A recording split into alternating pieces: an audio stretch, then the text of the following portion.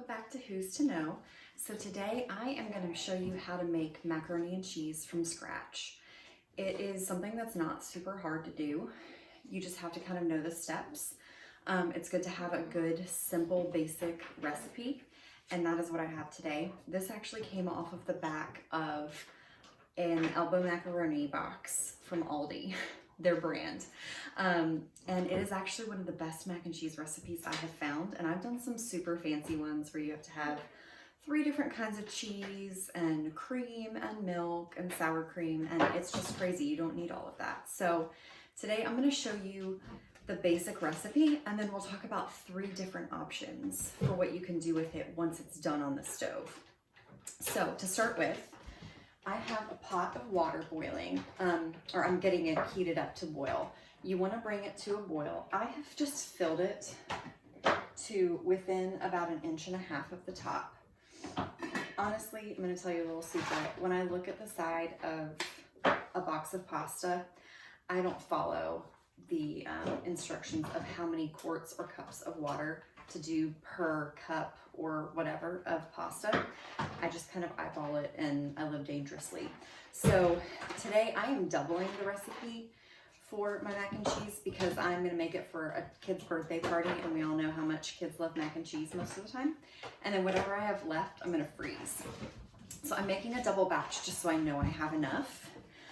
So I'm going to use this whole box, though the original recipe just calls for 1/2 of a box. So we're doubling everything. So we have our water starting to boil or come to a boil. And then what I always do with pasta water is I salt it pretty heavily. That adds flavor to the actual pasta. The pasta actually absorbs the salt as it boils in the water. So I usually do like a pretty decent handful for a pot like this. If it was a bigger pot, I would do double that.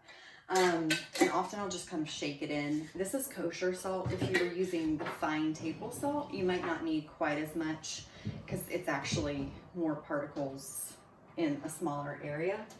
So I personally, I don't know if this is true. I feel like salted water comes to a boil faster.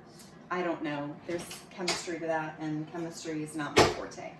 So I have another large pot over here. Again, I'm doubling this recipe, so I'm using a pretty large pot, and this is where we're going to make our sauce. So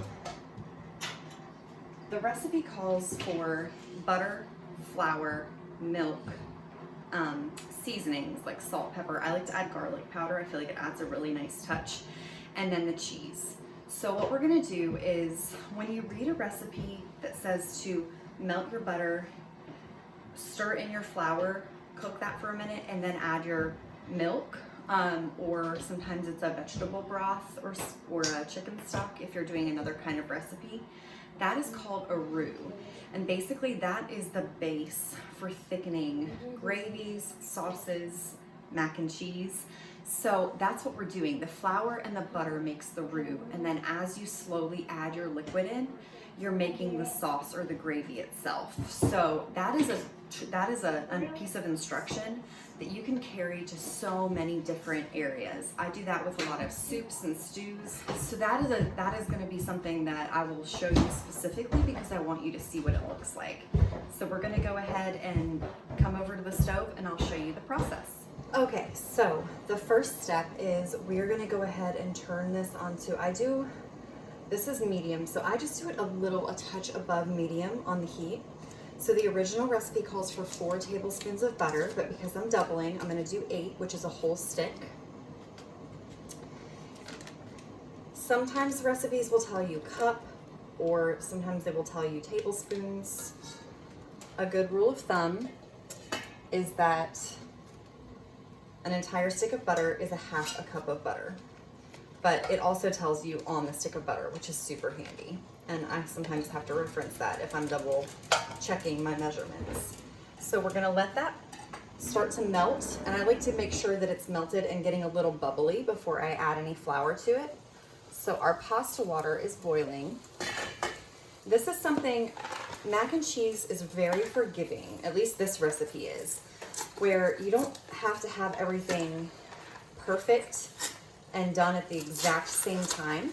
but I do like to just do double duty where I've got the pasta cooking at the same time as my sauce, so that I just am spending less time in the kitchen working on it. But it's definitely not necessary. If you wanted to cook your pasta first and then make your and then go ahead and make your sauce so that you could focus on one thing, you can definitely do that.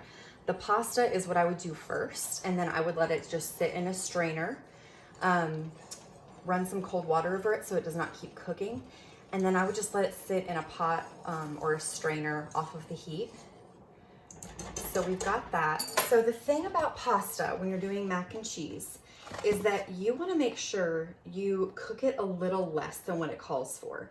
So this says that to boil it for 9 to 11 minutes.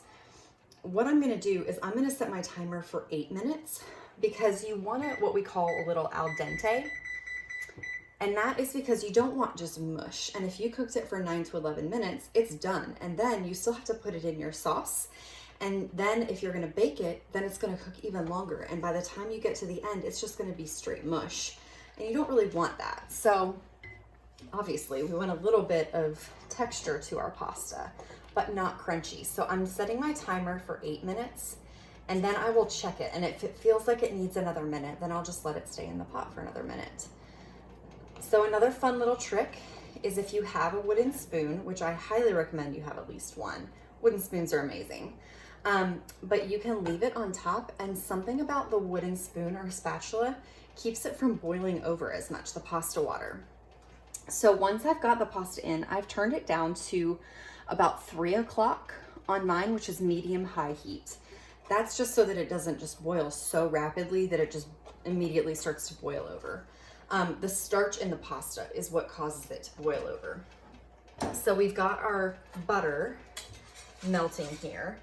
Now you're gonna want a whisk if you have one. You can buy a cheap one from the Dollar Tree. You do not need to have a super fancy metal whisk, but if you're gonna start building your supplies in your kitchen, I do recommend some kind of whisk. Again, it does not need to be super fancy. It can be plastic. I would recommend silicone if you're gonna do something more plasticky, just because it is liable to melt if it's just a super cheap plastic, actual plastic one. So look for something that's a little bit heat resistant, especially for something like this where we're actually in the pot with the whisk. So that has melted, and I cut it into chunks so it would melt faster and a little more evenly. You could stick the whole stick of butter in there if you wanted, but it's just not, it's one little step that makes it go a little bit quicker. So that's gonna sit here. And with pasta, especially if it's little pasta, like the Elba macaroni, I like to just stir it every couple of minutes so that it doesn't stick to the bottom, because those little pieces can actually burn if you don't stir it. So again, it's a little bit of multitasking, doing both at the same time. So if you are doing this for the first time, you could totally do the pasta first and then put all of your energy into your sauce. So the next step is that we are gonna add some flour.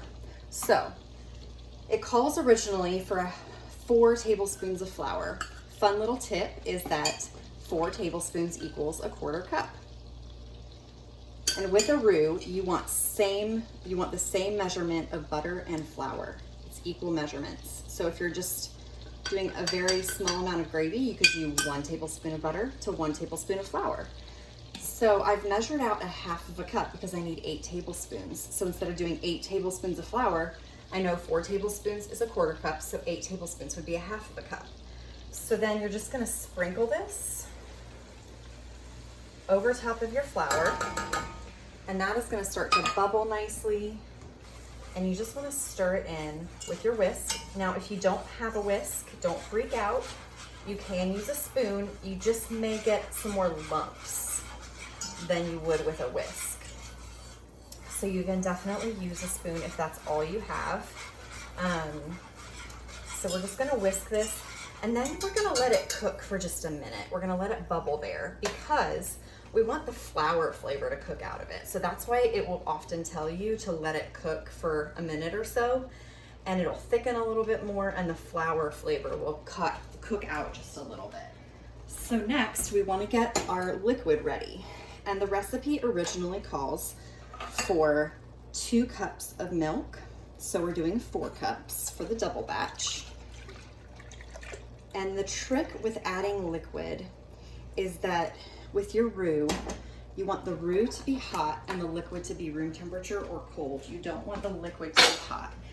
It's something about, again, the chemistry is it thickens better and it doesn't get as grainy if you have different temperatures. So for example, if you for some reason made a roux, this isn't necessarily as big a deal in home cooking, it's more in bigger kitchens.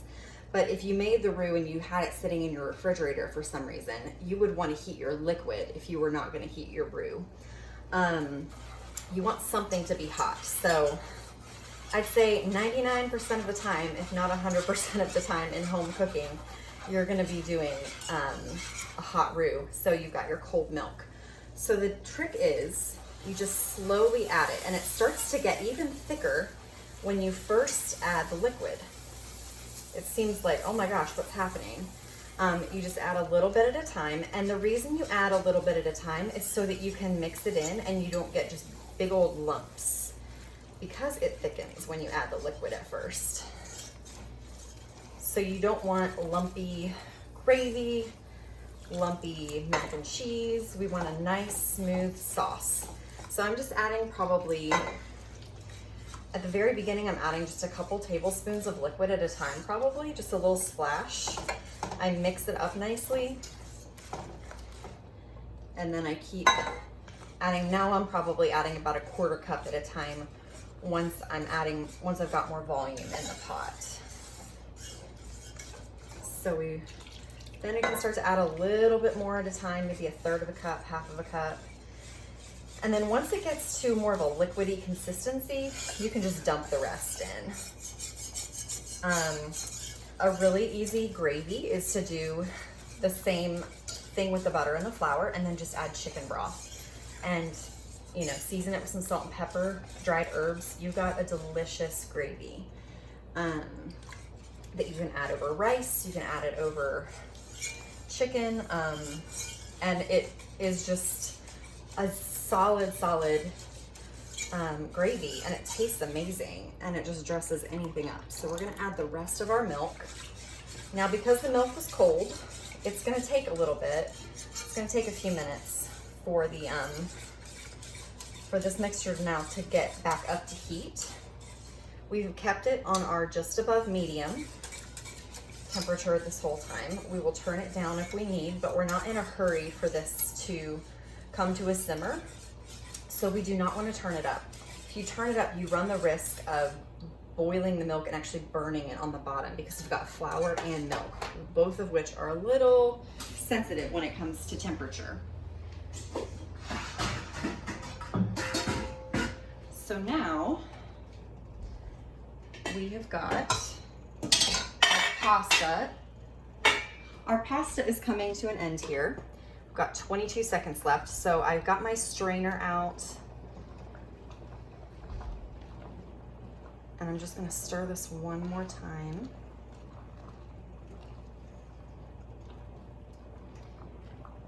And because the timer's about to go off, I'm gonna test one of these. And I just use my spoon that I've been stirring it with.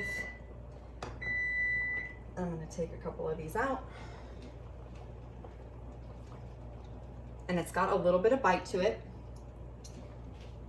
but it's not hard. It's not crunchy, it's just not fall apart in your mouth, which for me is absolutely perfect.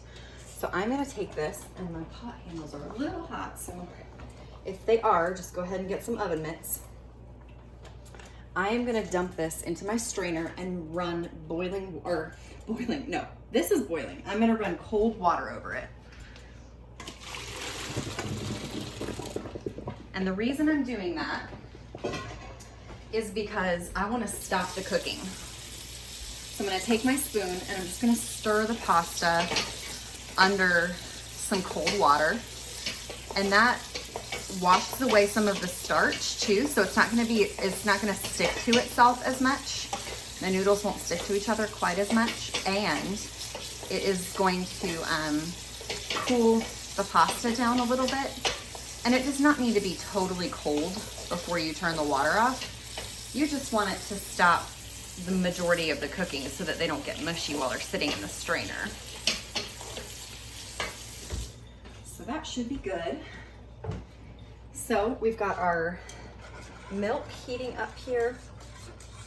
So you're gonna look at this and think, this is so runny. This is not what we want. But as a sauce with a roux cooks, it thickens as it cooks. And the cheese that we add is also going to thicken this up a lot. So either at this point or after you've added the cheese, you can season it. Like I said, I just do some salt, some pepper, and some garlic powder. That's my favorite. You can add paprika is really, really nice. If you like things a little bit spicier, you can add hot sauce or sriracha. You could add cayenne pepper if you really love things that are spicy. This is the point at which you can go any which way you want to go with mac and cheese. You can add, I have done a mac and cheese with vegetables in it before. I've done kale, I've done broccoli. With the broccoli, you do want to cook it because it lets off a lot of moisture. So I usually cook my broccoli and add it at the very end before I bake it or serve it. But there are so many possibilities. I have done a dish a lot of times where it's the mac and cheese. I will add the broccoli, and then I will also add some cooked chicken, and it's a one-pot meal. And it is so, so delicious. So I just am stirring this to make sure it's nice and smooth. Now, the recipe that I have calls for cheddar cheese, shredded cheddar cheese. For ease of my life, I just buy pre-shredded cheese. I will say though, to get a block and to shred it yourself is so much better. It's a little creamier, it melts faster, but unless I'm just going for perfection, I just go with the pre-shredded because it works fine. It still gives a great flavor, a great texture. I'm not super worried about it. If this was gonna be like fanciful, I would get blocks of cheese, or if they were like half the price, I would get blocks of cheese and shred it myself. But right now, we're just going for easy. So the original recipe calls for 2 cups of cheese. So I've got 4. I've also got a couple of remnant bags of cheese in my fridge. And so I'm gonna use those first, and then I'm gonna add in the new pack that I've got, but I'm gonna leave a little bit. So especially because I've got extra cheese to begin with. And so I'm gonna save some because I like to put some cheese on the top and then add some breadcrumbs as well and then bake it. So this is where I was saying we've got 3 options. So you can just serve it as stovetop mac and cheese. Once you've made your cheese sauce, you can put your noodles in, cook it for a minute, season it, and you're done. Put it on the plate and serve it. This is also able to go in the oven. So that is typically what I do because I like to add that cheese and breadcrumb mixture on top, and it just makes it so, so delicious. It also is easier because then I can just sort of set it to the side till I'm ready to bake it quickly and then put it in the oven right before we eat. So it's nice to kind of have it on standby, but I don't need to finish it right away. So that's option number 2. Option number 3, which is what I'm doing today for this kid's birthday party, is that I'm gonna put it in muffin tins that I'm gonna spray really, really well with nonstick spray. So I've got some little baby muffin tins, and then I've got normal muffin tins. I may do a couple of both just for fun. And then, like I said, I'm gonna go ahead and freeze whatever's left after the party. So with that, they're not gonna bake for as long. And I will add a little cheese and breadcrumb on top, just so that it's nice and crunchy on top. But we are not, you could do that or not. This is also really easy to make gluten-free. You just need gluten-free pasta and gluten-free flour. So if you have somebody in your life or you yourself need to eat gluten-free, I have made that way so many times, and nobody knows the difference. I make it for a whole crowd with gluten-free flour and pasta, and nobody knows the difference, and everybody loves it, and someone who's gluten-free feels very much included. Okay, so this is starting to get really, really hot. It's gonna start simmering really soon. Okay, so this is about to come to a simmer, so I'm getting our cheese ready. And the trick, just like with adding the liquid, the trick with adding the cheese is you want to do it gradually. You don't want to just dump all 2 or 4 cups of your cheese in here. That's going to cause some lumps. It's going to cause the cheese to not melt as evenly. So this has come to, it's starting to bubble. And we have got just a little bit of pepper jack cheese. Smell that and make sure it's okay. It is. Again, it was a remnant. Had to just double check and make sure that that wasn't gonna cause some problems. Okay, so I'm gonna dump that in, and that is actually about the right amount that you wanna add in. And I'm gonna turn this down because it's gonna start to heat up really fast. And now that it's starting to bubble, and we don't want it to burn the cheese on the bottom and start to stick. Okay, so we're adding in our mild cheddar. We're stirring that in.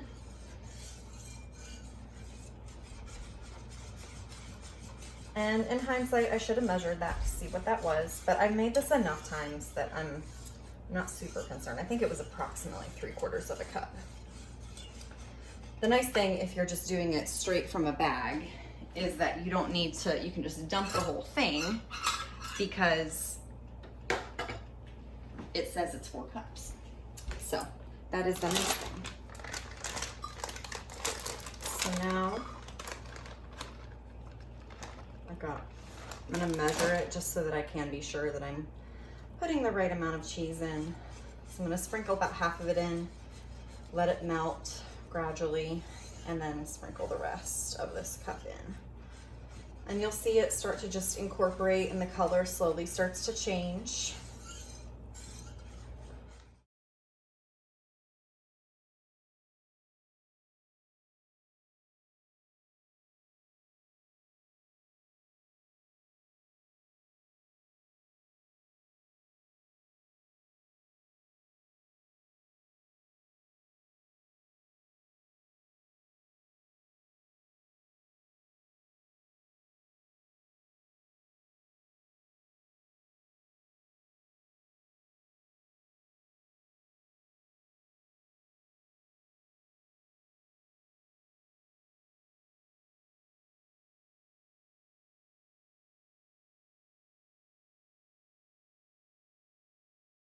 Okay, so if this were to start kind of losing steam with the melting of the cheese, you could turn your temperature back up a little bit, but patience is a virtue with this because you, like I said, you don't want to just dump it all in. It's going to wind up not coagulating properly, and it can start to separate if you add it too fast. Or if you didn't let your milk mixture come up to temperature, it can also start to separate a little bit because it didn't thicken enough. So we've added 4 cups of cheese. So I've got a little bit left, and I'm gonna mix that with breadcrumbs and put that on the top of my little baby mac and cheese muffins. If it was gonna be just, this pot is oven safe, so I often will make a big batch and then just top it in here and then put it in the oven. So if you've got a pot that is oven safe, then I recommend just doing it in that and saving yourself another dish to clean. So we've got our sauce here. So I'm gonna go ahead and add, I'm gonna measure it just so that I don't overdo it. I'm gonna add about a teaspoon of salt, whole grinds of pepper, and some garlic powder. And we're gonna taste this and then see if it needs more. And the garlic powder, I'm gonna do about a teaspoon of that as well because it's just so good. So again, remember, I am doubling this recipe. So if you were doing a normal batch, I would not do a teaspoon of salt and a teaspoon of garlic powder. That might be a little too much. I would start with maybe a quarter and go up from there just to be safe. Because we do want to remember we are going to be adding our pasta. Our pasta was a little salted, but it's also gonna need a little more of a robust flavor in the sauce to help stretch onto the pasta and flavor the pasta as well. So we are gonna taste that. It tastes really good to me. So I don't think we need anything else. So now we're gonna get our pasta. Just make sure it's not gonna drip water everywhere. So we've got our whole box of pasta cooked here, and we're just gonna dump it in. And the nice thing about this recipe is I have made it with all different shapes of noodles, and it has worked fine. I've had to tweak the amount of pasta because while the weight is the same, 8 ounces is 8 ounces, it's not quite the same with volume. So that is something that I have found. If I'm doing, for example, if I'm doing these rotini, I would probably use this entire 12-ounce box in order to make one batch. So I would really need either a box and a half or 2 boxes to make a double batch. If I was gonna be making this with a different type of pasta. Elbow macaroni is just so compact that you're getting a lot more pasta. So even though the weight is the same, you might have to tweak that a little bit. So I do recommend making it with elbow macaroni first, but you can branch out once you've gotten used to what the pasta amount should look like. And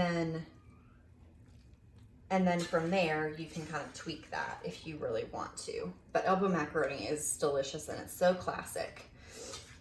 So again, at this point, you could let this just sit for a minute and let the flavors kind of meld, especially off the heat, and then just serve it straight like this. And it would just be very much like a stovetop Stouffer's, but so much better. I'm gonna turn the heat off and I'm gonna take this off the heat because I don't want it to continue to cook, especially because I'm gonna be putting it in the oven. So I'm gonna let that sit and then we'll just chat for a minute about it. All right, so that is how you make stovetop mac and cheese. It seems like a lot of steps. It seems like it could be super complicated, but if you just follow a step-by-step recipe, just take your time. Like I said, the first time or two you make it, you may want to go ahead and do your pasta first so that's out of the way and you don't have to think about it, and then make your sauce, and then you can just add the pasta in after your sauce is ready. That's the easiest way to do it. You can also do this in multiple steps. So if for some reason you were making pasta for something else, you could just boil extra and put it in the fridge, and then you could make mac and cheese later on. This does freeze really, really well. So you can put it in the little muffin tins like I'm gonna do, bake them, pop them out, and put them in the freezer in a freezer bag or something. You could also do it in a pan and just thaw it and reheat it in the oven. So I typically bake this at 400 degrees after I've put the cheese and the breadcrumbs on top. I bake it around 400 degrees just until the top is bubbly and I know that it's heated all the way through. So if I've let it sit or if it's been in the fridge, then I will go ahead and bake it a little bit longer, maybe with a lid or some foil on it so it doesn't get too crispy on top before it's heated through on the bottom. But I typically just bake it and let it sit at room temperature until, I make it on the stove and then I bake it. And then before I bake it, I just let it sit at room temperature. So today I'm gonna bake this in my muffin tins and then I'm gonna reheat it tomorrow so that I've got them ready for the party.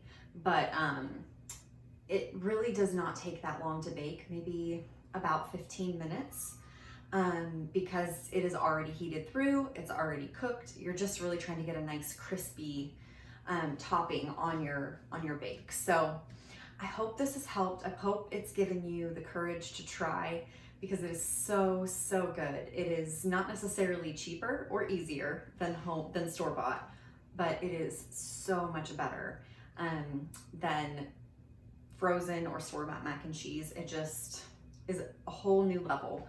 And the people around you will love it, they will appreciate it, and you can try so many different variations as well. So good luck to you. Let me know how it turns out. And please leave a comment below if you've got other flavors that you like to add to your mac and cheese. It's sort of a secret ingredient for you. So can't wait to hear from you. Happy cooking.